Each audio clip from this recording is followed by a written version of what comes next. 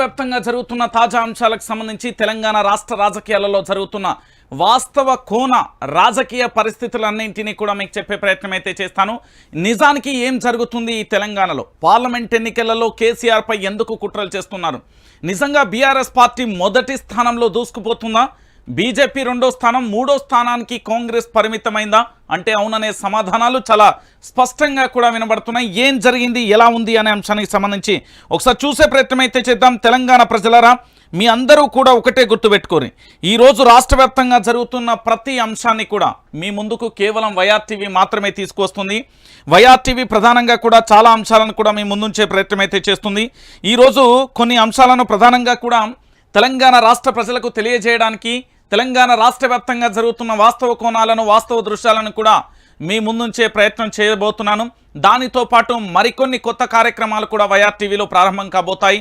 ఈ రాష్ట్రంలో జరుగుతున్న ఈ దుశ్శాసన దుర్మార్గమైన పరిపాలనకు శరమగీతం పాడాల్సిన అవసరం ఎంతైనా ఉంది. ఎందుకు ఈ మాట అన్నానంటే, ఈరోజు నిజంగా కూడా తెలంగాణ రాష్ట్ర వ్యాప్తంగా కూడా ఒక జాతరే కొనసాగుతుంది. అది కేసీఆర్ జాతర అని చెప్పడంలో ఎలాంటి డౌటు కూడా లేదు. రైట్, ఏం జరిగింది, ఎలా ఉంది, దానికి సంబంధించిన ఒక్కొక్క అంశాన్ని కూడా తెర మీదకి తీసుకొస్తా. ఇప్పటి వరకు వైఆర్టీవీ తెలుగు న్యూస్ ఛానల్ ఎవరైనా సబ్స్క్రైబ్ చేసుకోకపోతే ఖచ్చితంగా కూడా సబ్స్క్రైబ్ చేసుకోండి. దానితో పాటు మీ గ్రామాలలో ఉన్న గ్రూపులలో మండల స్థాయి, నియోజకవర్గం, జిల్లా స్థాయిలో పూర్తి స్థాయిలో కూడా ప్రతి గ్రూప్లో వైఆర్టీవీ లింకు షేర్ చేయండి. ప్రతి ఒక్కరికి కూడా వాస్తవాలు తెలియజేసే ప్రయత్నాన్ని కూడా మీ వంతు సహకారంగా అందించండి. రైట్, ఇక నేను నేరుగా న్యూస్కి వెళ్ళే ప్రయత్నం చేస్తా. ఏం జరిగింది, ఏం జరుగుతున్నది ఒకసారి మీరందరూ చూడొచ్చు. ఇది ఏంది, ములుగు జిల్లాలో ఉన్న సమ్మక్క సారలమ్మ జాతర కాదు, లేకపోతే ఏదైనా బహిరంగ సభ కాదు, కేవలం బస్సు యాత్ర. రాష్ట్ర తొలి ముఖ్యమంత్రిగా బాధ్యతలు చేపట్టిన కల్వకుంట్ల చంద్రశేఖరరావు చేస్తున్న బస్సు యాత్రకు ప్రజలు ఏ విధంగా వస్తున్నారో మీరే చూడండి. తండోపతండాలుగా జనసంద్రంగా మారిపోయిన పరిస్థితి కనబడుతుంది. ఎక్కడ బస్సు యాత్ర చేసినా కూడా ప్రజలు ఊహించనంత స్థాయిలో కూడా రావడంతో విపక్షాలకు ఇది మింగుడు పడడం లేదనేది మరొక అంశంగా చెప్పవచ్చు. ఎస్, ఈరోజు జరుగుతున్న కొన్ని విషయాలను చూస్తూ ఉంటే నిజమే అనిపించడం కాదు, వాస్తవానికి దగ్గరగా కళ్ళల్లో కంటి ముందు కనబడుతున్న దృశ్యాలను మీకు చూపెడుతున్నాను. కేసీఆర్ గోదావరి కనిలోని శుక్రవారం జరిగిన రోడ్ షోలో జన సందోహాన్ని ఉద్దేశించి మాట్లాడుతున్న బీఆర్ఎస్ అధినేత కేసీఆర్ చిత్రంలో పెద్దపల్లి బీఆర్ఎస్ అభ్యర్థి కొప్పుల ఈశ్వర్ అంటూ కూడా చూడొచ్చు. సో మొత్తానికి పెద్దపల్లికి సంబంధించి అంటే గోదావరి కనికి సంబంధించిన ఏదైతే రోడ్ షోలో జనసంద్రానికి సంబంధించి మీరు చూస్తున్నారు, ఏ విధంగా ప్రజలు పూర్తి స్థాయిలో అక్కడికి చేరుకున్నారో, కేసీఆర్ రాకను ఏ విధంగా స్వాగతం పలుకుతున్నారో కూడా మీరు చూస్తున్న దృశ్యాలు చూడొచ్చు.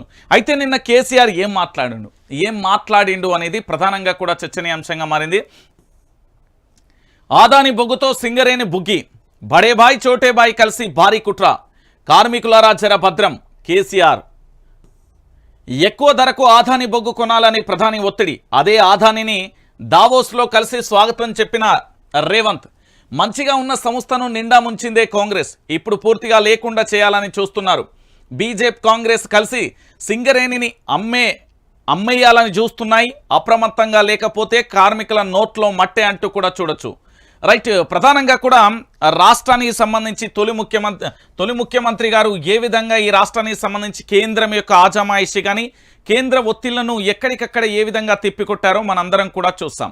సో ఈరోజు ప్రధానంగా కూడా మరో చర్చనీయాంశం ఏంది అంటే, ఇక్కడ తెలంగాణ రాష్ట్ర రాజకీయాలలో ఏవైతే ప్రభుత్వ సంస్థలు ఆదాయాన్ని ఇచ్చాయో, సింగరేణి కావచ్చు, ఇతరత్ర ఆంధ్రప్రదేశ్కు సంబంధించిన ఓ కంపెనీ కావచ్చు, ఈ కంపెనీలన్నీ కూడా ప్రభుత్వ పరం చేయడానికి, ప్రైవేటీకరణ చేయడానికి, అమ్మేయడానికి రకరకాలుగా ప్రయత్నాలు జరుగుతున్నాయి. ప్రభుత్వ రంగ సంస్థలు ఆల్మోస్ట్ అన్నీ కూడా ప్రైవేటీకరణ జరిగిపోయినాయి. దాదాపుగా 100లో ఎంత లేదన్నా కూడా ఒక 45% అయితే ఇప్పటికైతే జరిగిపోయినాయి. ఇక మిగతాయి కూడా అదే కార్యక్రమాన్ని చేస్తారు. తెలంగాణలో అలా జరగనివ్వకుండా 2018లోనే ఇక్కడ బీఆర్ఎస్ ప్రభుత్వాన్ని అస్థిరపరిచేందుకు భారీగా కుట్ర జరిగింది.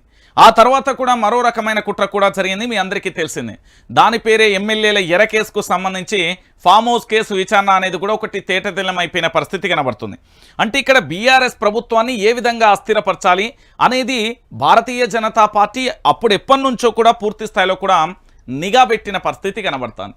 ఇక్కడ ఏంది, మన బొగ్గు గనులు ఏవైతే ఉన్నాయో వాటన్నింటినీ పూర్తి స్థాయిలో కూడా అమ్మేయాలని చూసే ప్రయత్నం కూడా జరుగుతుంది. దానిలో భాగంగానే దావోస్లో జరిగినప్పుడు ఆదానితో ముచ్చటించింది అదే అంశాన్ని అనేది క్లియర్ కట్గా యావత్తు తెలంగాణ సమాజానికి కూడా అర్థమైపోయింది.